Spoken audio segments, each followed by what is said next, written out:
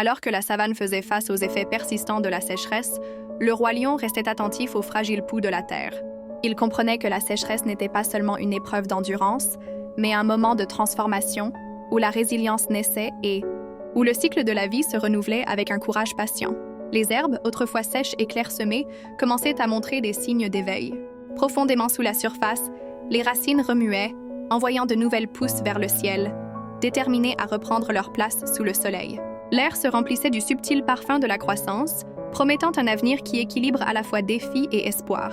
Le roi lion rassembla une nouvelle fois son conseil, partageant la sagesse des anciens qui parlèrent de la capacité remarquable de la nature à guérir.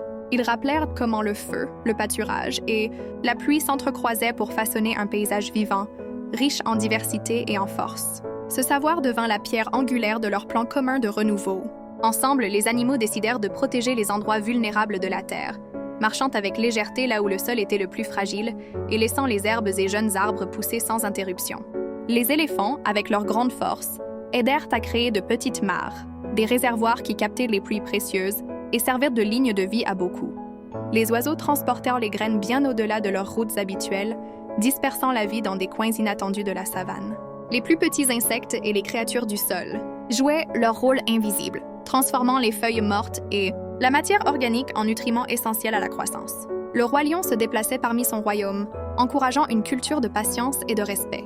Il enseignait que la vraie force ne résidait pas dans la précipitation, mais dans la lecture des signes de la terre et l'adaptation à ses rythmes.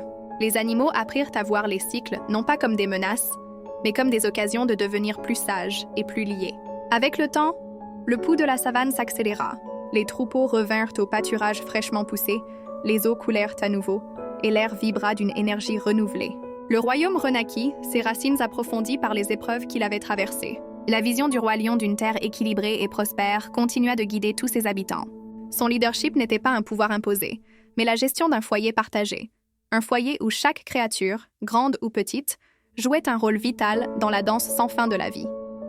Sous le vaste ciel, l'histoire du roi lion perdurait, témoignage du pouvoir de la résilience, de l'unité et de la sagesse silencieuse qui guide à travers l'incertitude vers l'espoir. S'il vous plaît, partagez, abonnez pour les restes épisodes. Merci!